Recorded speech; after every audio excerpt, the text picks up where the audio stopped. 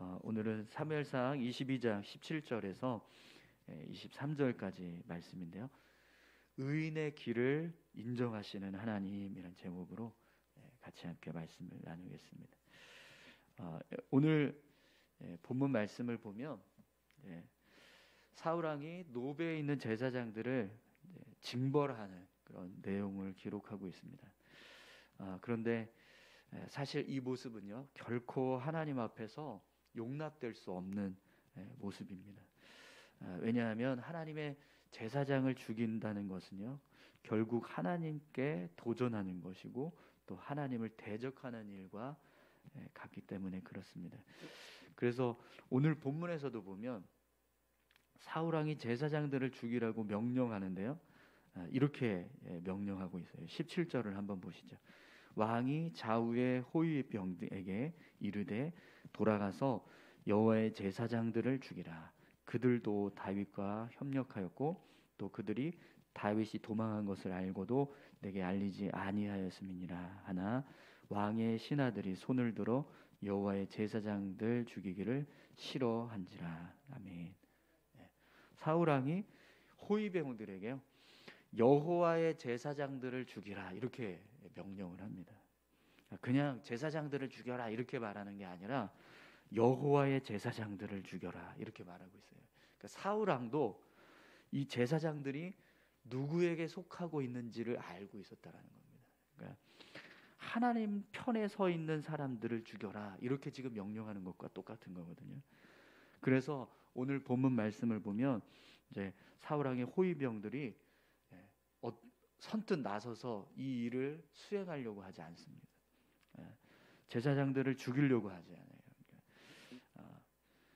그들도 하나님을 이 일이 하나님을 대적하는 일이라는 걸 알고 있었기 때문에 누구도 선뜻 나서서 이 명령을 수행하려고 하지 않았다라는 겁니다. 그런데 여러분, 오늘 본문을 보면 누가 이 명령을 지금 수행하고 있죠? 도액. 에돔 사람 도액. 우리 18절 19절 말씀 함께 보겠습니다.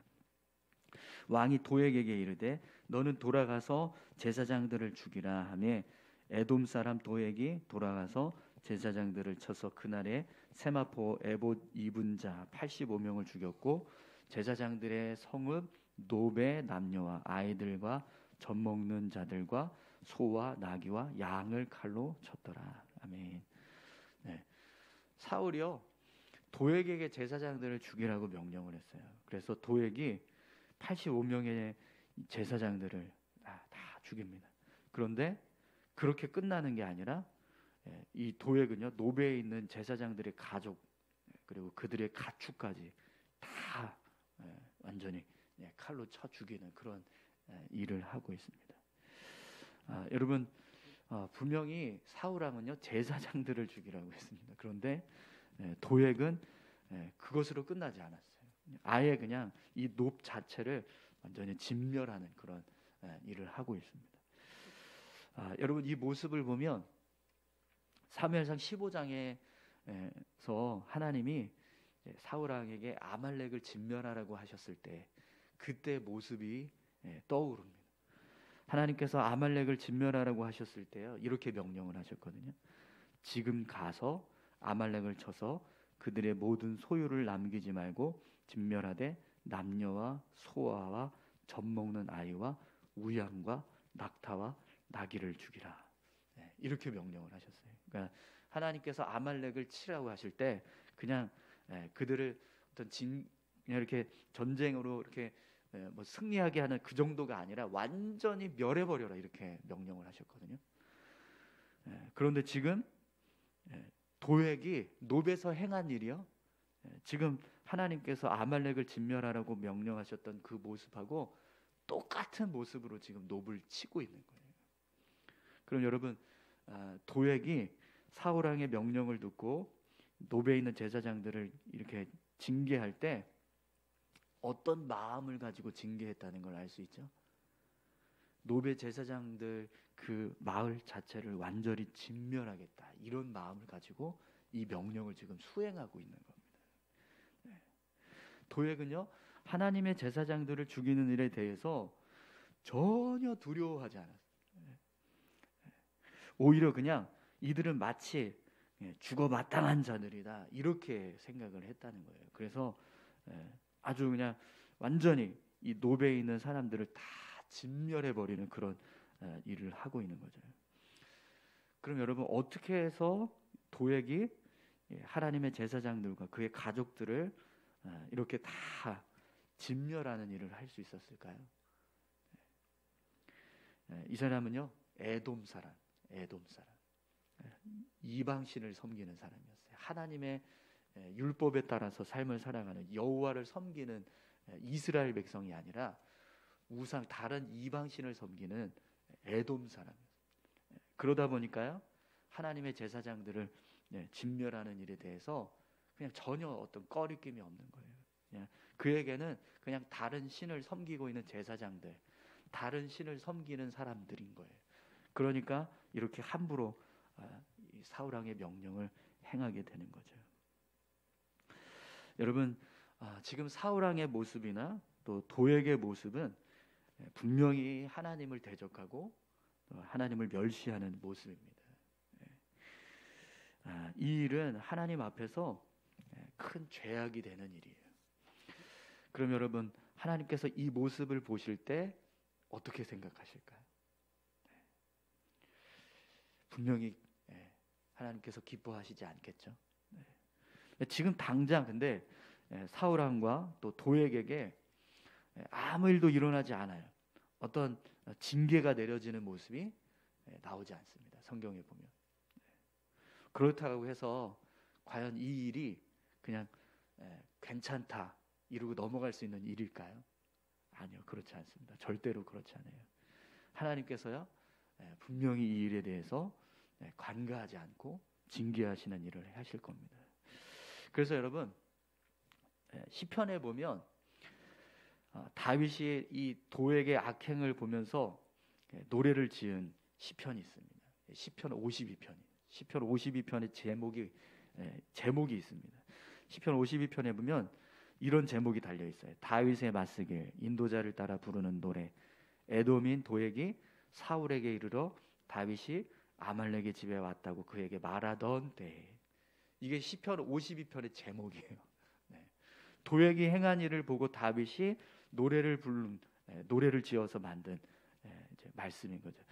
시편 52편의 내용을 보면 이런 내용들이 나옵니다. 포악한 자여, 내가 어찌하여 악한 계획을 스스로 자랑하는가? 하나님의 인자하심은 항상 있도다. 내 혀가 심한 악을 꾀하여 날카로운 삭도같이 간사를 행하는도다. 내가 선보다 악을 사랑하며 의를 말함보다 거짓을 사랑하는도다. 간사한 혀여, 너는 남을 해치는 모든 말을 좋아하는도다. 그런즉 하나님이 영원히 너를 멸하시며 너를 붙잡아 내 장막에서 뽑아내며 살아있는 땅에서 내 뿌리를 빼시리로다. 아멘. 다윗이요 하나님께서 도액을 반드시 심판하실 것이다 이렇게 노래합니다. 그래서 도액이라고 하는 이름이요 이 사무엘상 22장 이후부터는 아예 전혀 기록이 안 돼요. 아예 나오지 않습니다. 사울 왕에게 지금 사울 왕의 명령을 듣고 노베에 있는 제사장들을 이렇게 다 처단하는 일을 했잖아요. 그러면 사실 지금 왕의 호위병들은 아무도 왕의 명령을 따라서 그 일을 수행하는 사람이 없거든요. 근데 이 도액만큼은 지금 왕의 명령을 따라서 그 일을 한 거잖아요. 그럼 여러분 호위병하고 이 도액하고 지금 사울 왕이 봤을 때 누구를 더 신뢰하고 누구를 더 이제 앞으로 앞장 세워서 어떤 일을 하게 할까요? 당연히 도액이겠죠. 그러면 도액이 이제 사울 왕과 같이 뭔가 일을 하는 내용들이 계속 이어져 나가야 되잖아요. 그런데 22장 이후부터는 도액이라는 이름 자체가 사라져버려요. 아예 나오질 않아요. 성경 어디에도 이 사무엘상 21장 다윗이 노베 갔을 때 그 이후부터 이 22장까지의 내용 이후에는 도액이라고 하는 이름이라는 두 자는 전혀 기록되고 있지 않다는 거죠. 하나님께서 그를 징계하셨는데요. 그냥 아예 그냥 존재 자체를 다 삭제해버리는 일을 하셨다라는 겁니다. 여러분, 우리 시편 1편의 말씀을 우리가 너무나 잘 알고 있는데요. 시편 1편에 보면 악인들이 하나님의 심판을 견디지 못한다라고 말씀합니다. 또 그들은 의인들의 모임에 들지 못하고, 또 하나님께서 의인의 길은 인정하시지만 악인들의 길은 망하게 하신다라고 말씀하세요. 여러분, 우리가 삶을 살아가다 보면 세상에 세상 사람들의 삶의 모습 속에 마치 악인들이 형통하는 것처럼 보일 때가 있습니다. 그러나 절대로 그렇지 않아요. 하나님은요, 지금도 살아서 이 세상을 주관하고 계십니다. 여러분, 하나님께서 이 세상을 주관하고 계신다는 사실을 잊지 마시기 바랍니다. 분명 하나님은요, 공의로우신 분이세요. 그렇기 때문에 절대로 악을 그냥 내버려 두지 않으십니다. 오늘 저와 여러분들이요, 하나님 앞에서 선한 자 될 수 있기를 소망합니다. 우리가 삶을 살아갈 때 하나님 보시기에 정말 선한 모습으로 살아가야 할 줄로 믿습니다. 하나님 앞에서 그렇게 선한 모습으로 살아갈 때 하나님은요, 우리의 삶을 축복해 주실 줄 믿습니다. 그래서 여러분, 오늘 본문 말씀을 보면 이 사울왕과 또 도액의 악함 때문에 다윗의 모습이 더 빛을 발합니다. 우리 20절에서 23절까지 말씀 보겠습니다. 아히두베의 아들 아히멜렉의 아들 중 하나가 피하였으니 그의 이름은 아비아달이라. 그가 도망하여 다윗에게로 가서 사울이 여호와의 제사장들 죽인 일을 다윗에게 알림해 다윗이 아비아달에게 이르되 그날에 에돔 사람 도액이 거기 있기로 그가 반드시 사울에게 말할 줄 내가 알았노라. 내 아버지 집의 모든 사람 죽은 것이 나의 탓이로다. 두려워하지 말고 내게 있으라. 내 생명을 찾는 자가 내 생명도 찾는 자니 내가 나와 함께 있으면 안전하리라 하니라. 아멘. 아히멜렉의 아들인 아비아달이 이 도액의 이 살육에서 살아남았습니다. 그래서 다윗을 찾아서 가요. 그리고 노베에서 일어났던 모든 일들을 다 이야기합니다. 그러자 다윗이요, 아비아달에게 내 탓이라고, 이 모든 일들이 나로 인해서 벌어진 일이라고 그렇게 여러분 이야기합니다. 내 아버지 집의 모든 사람 죽은 것이 나의 탓이로다, 이렇게 고백을 해요.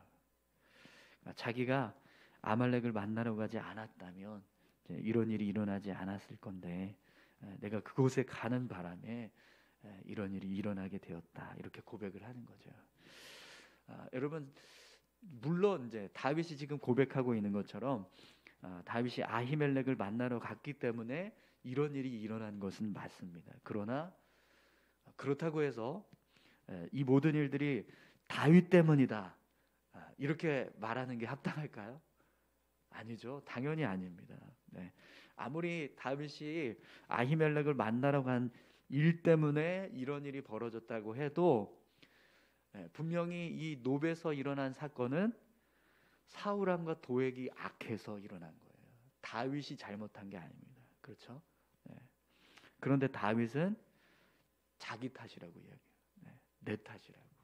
내가 거기 가지 않았으면 너의 아버지들이, 너의 가족들이 죽지 않았을 텐데, 이렇게 지금 이야기하고 있다는 거죠. 사울왕이 약해서 그렇다, 도액이 나쁜 놈이다, 막 이렇게 그들을 탓하는 게 아니라 자기 탓을 하고 있다는 거죠. 그러면서 내 생명을 찾는 자가 내 생명도 찾는 자니 내가 나와 함께 있으면 안전하리라, 이렇게 아비아달에게 말하면서 그를 거둡니다. 자신과 함께 안전하게 거했으면 좋겠다, 나와 함께 있었으면 좋겠다. 그래서 이 아비아달을 거둬줘요. 여러분, 다윗은요, 어떤 상황에서도 자신이 져야 할 책임을 온전히 지려고 힘썼습니다. 절대로 남 탓하거나 다른 사람에게 책임을 돌리려고 하지 않았어요. 뿐만 아니라 연약하고 도움이 필요한 자를 외면하지 않습니다.